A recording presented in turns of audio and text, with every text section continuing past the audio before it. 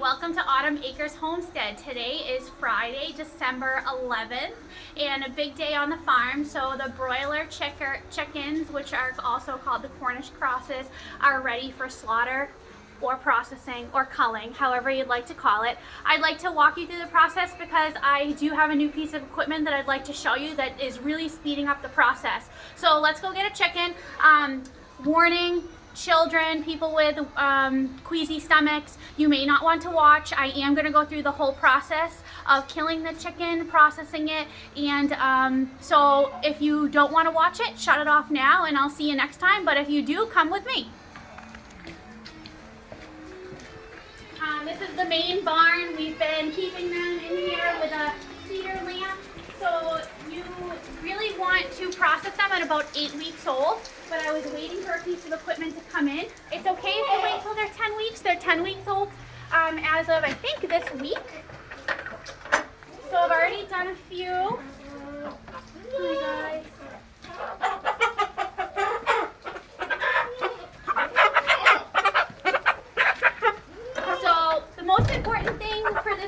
You want to hold their food for 24 hours. You don't want food in their stomachs when you're trying to process them, but we do give them water to keep them hydrated, of course.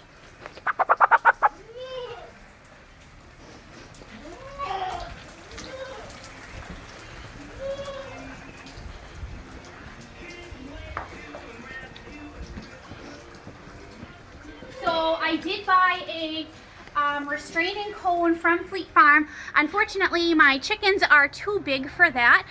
So going back to the old stomping ground with the cone that I just cut the tip off myself. Always want to say a prayer for the chicken. You know, this chicken has given its life. I have not taken for granted 1 second this chicken's life. This chicken was put on this earth to feed people like you and myself.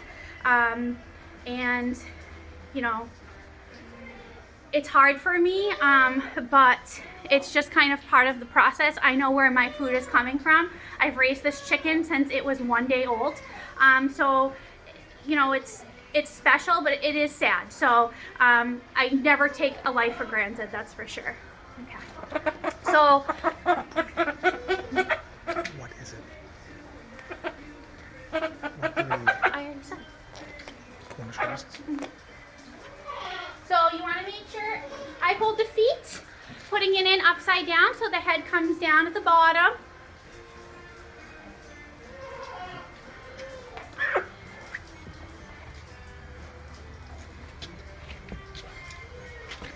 So you can see our head as so. So again, want to kind of feel for the jugular on the side of the neck there. And just very carefully cutting. I'm going to cut all the way through.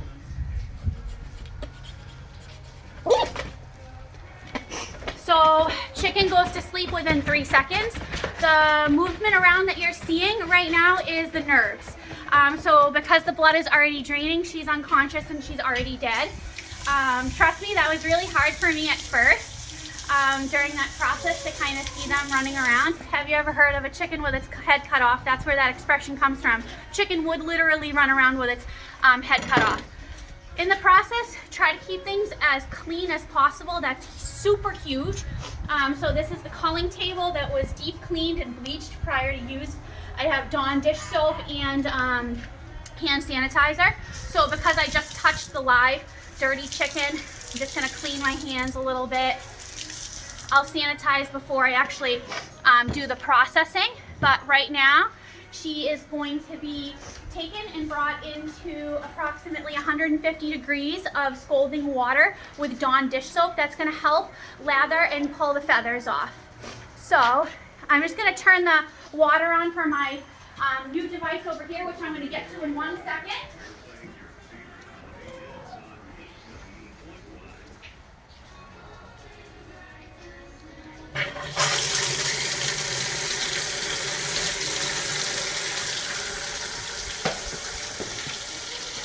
Okay, so I'm going to take her out. She's pretty much all drained. So about 5 to 6 dumps. Dip her in, swirl around. 1, 2, 3, 4, 5, 6. Hooked up to propane. You got a thermometer there telling us the temperature of the water. Now the chicken is going to go into my new device called the Yardbird Chicken Plucker. Huge time saver on the farm. What was taking 10 to 15 minutes to pluck each chicken will now just take seconds, and you're going to see how amazing, and this is a huge game changer. So what I'm going to do is flip the switch on. Hose is running to not only clean but help remove some of the feathers. Drop the chicken in. And you're going to see how this magic works.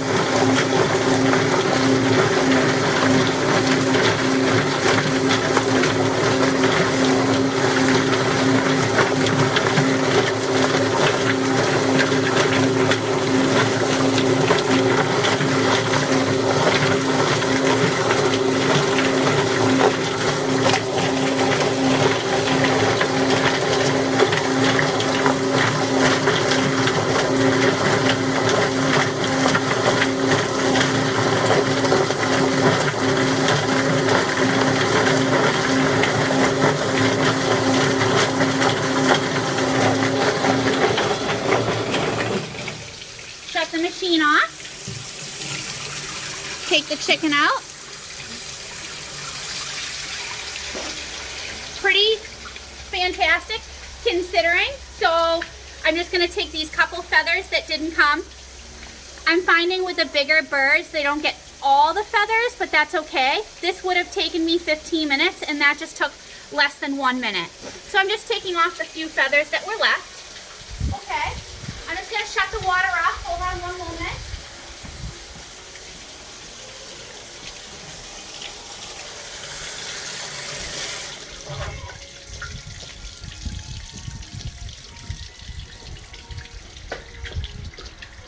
The water and the feathers come out this end here, which is great. Collects all the feathers.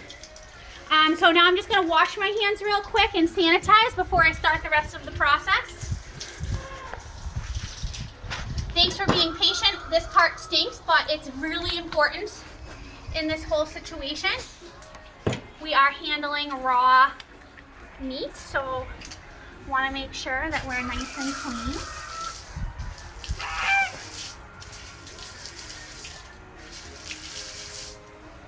By the way, it's freezing out. Now I'm just gonna do some hand sanitizer and then dry with some paper towels.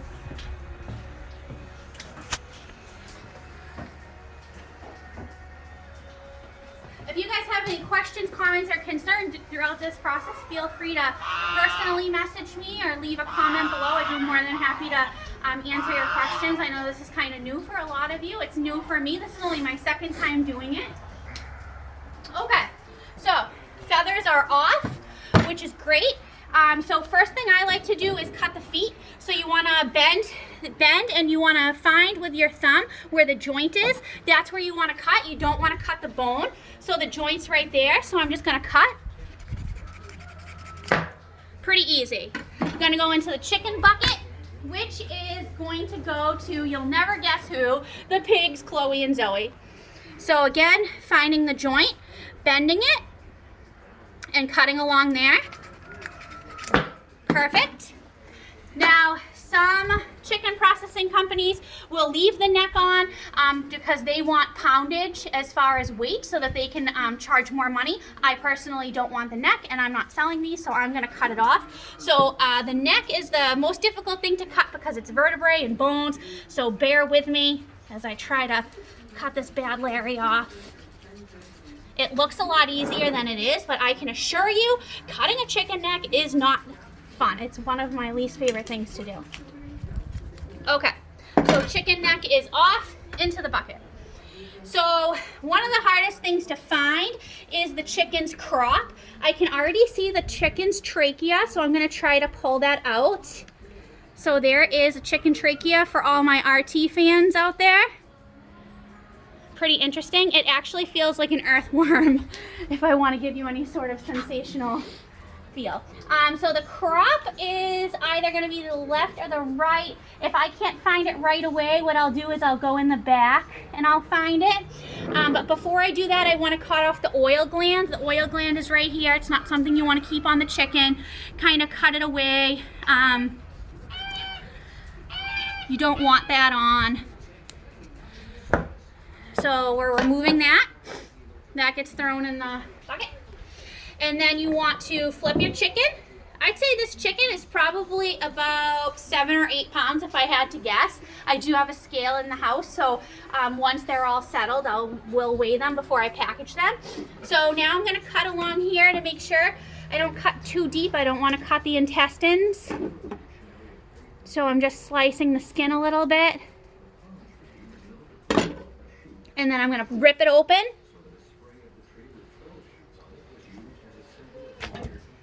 Okay, and now I'm gonna go in with my whole hand and pull out everything.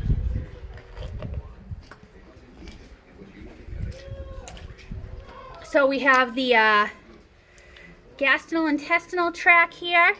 We have the liver. We have I think the heart's still in there. The gizzard.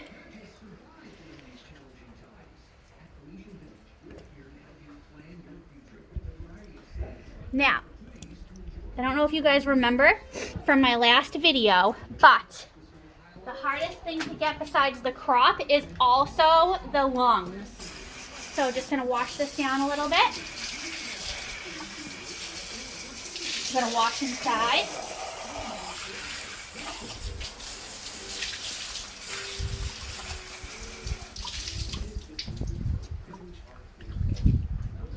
So I'm gonna bring you guys over this way where the light is. So you can kind of see inside. I still have to get what looks like the heart possibly, and then definitely the lungs. So let me grab the heart. There we go, there is a chicken's heart. It is not beating currently, but there have been times where I've done this and the heart was still beating in my hand, which was kind of interesting. So the lungs are kind of, as you know, like in the rib cage. So instead of going in like this, I'm going to try to swoop them up in the side. Bear with me, it's not as easy as it looks. Like you'd be like, oh, just go in and grab the lungs. Well, I wish it was that easy. Here's lung number 1. This is the left lung. Looks like that the poor guy had some blood clots, maybe a PE, guys. Gotta go in and get this lung.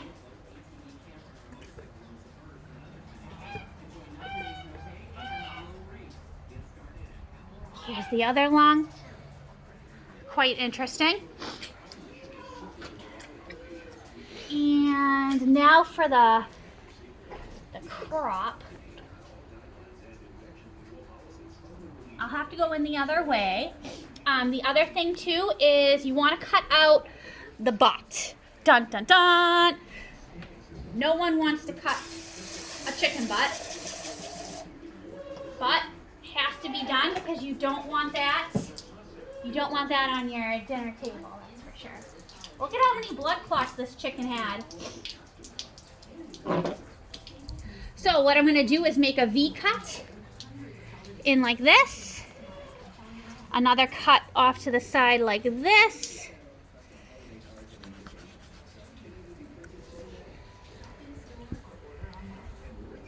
And then just kind of cut the whole thing off.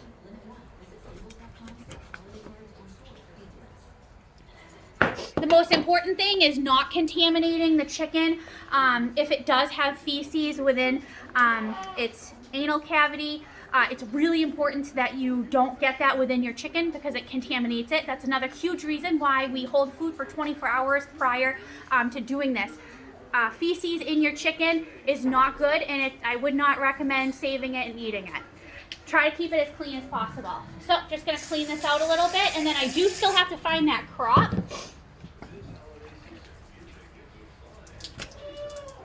It actually looks like that I pulled the crop out when I pulled the intestines out, which is great. So this is how your chickens are processed, guys. Whether you like it or not, that is the dirty secret of doing this. It's actually a beautiful process if you think about it. So now what's gonna happen is I'm gonna thoroughly clean the inside and the outside. I'm gonna put it on ice in a container for about 24 hours.